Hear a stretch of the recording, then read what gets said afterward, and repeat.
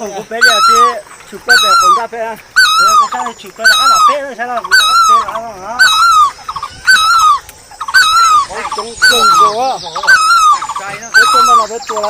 เป๊ะจุงกัวโอ้ดูอย่างนี้นะนี่ไม่เจ็บนี่เหรอ